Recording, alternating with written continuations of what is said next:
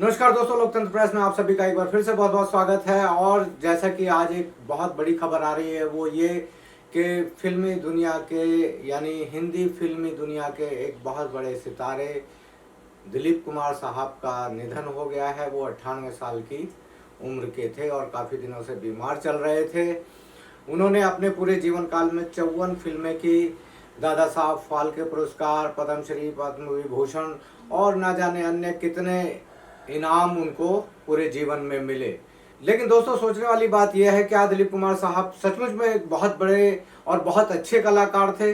मैं ये नहीं कहूँगा कि वो बहुत अच्छे इंसान नहीं थे, यकीनन एक वो बहुत अच्छे इंसान थे। लेकिन मेरा सिर्फ कहना यह है कि क्या वो सच में इतने बड़े महान कोई कलाकार थे? यानी कला की दृष्टि से अगर देखा जाए तो मेरी नज़रों में दिलीप कुमार साहब एक्टिंग में अगर मैं 10 में से उनको नंबर दूं तो मैं 10 में से उनको सिर्फ 3 नंबर दूंगा।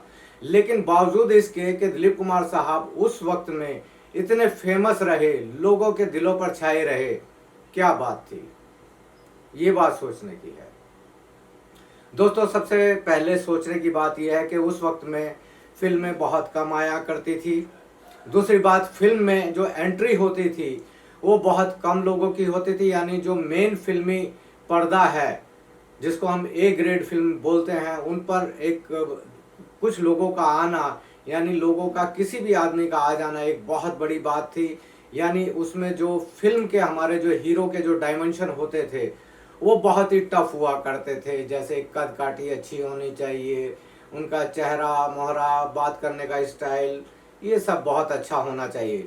यानी ये सब कला की दृष्टि से बिल्कुल नहीं होती हैं। क्योंकि अगर कला की दृष्टि से हम ये देखें तो आज राजपाल यादव जैसे लोग अच्छे कलाकारों की गिनती में नहीं आते, इरफान जैसे लोग अच्छे कलाकारों की गिनती में नहीं आते, नवाजुद्दीन सिद्दीकी अच्छे कलाकारों की गिनती में नहीं आते।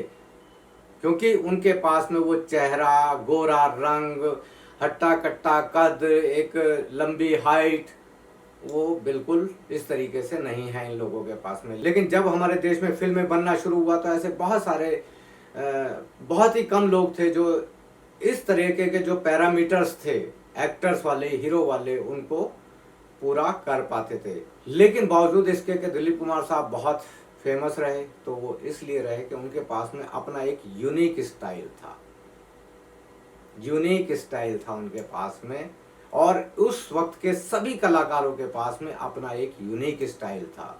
चाहे आप दिलीप कुमार साहब को देख लीजिए, चाहे आप राजेंद्र कुमार को देख लीजिए, आप देवानंद साहब को देख लीजिए, आप धर्मेंद्र को देख लीजिए, आप किसी को भी देख लीजिए, ये इस वजह से फेमस नहीं थे, इस वजह से लोगों के दिलों पर राज नहीं किया इन्होंने कि ये एक बहुत अच्छे कलाकार थे, बल्कि इसलिए कि जो इनकी अपनी निजी शख्सियत थी, जो इनकी अपनी निजी एक यूनिक स्टाइल था, सिर्फ ये उसकी वजह से फेमस थे।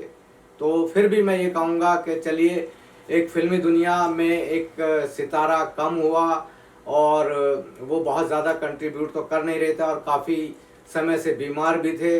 तो मैं तो यही कहूँगा कि चलिए, एक उनका वक्त आया और वो इस दुनिया से विदा हुए।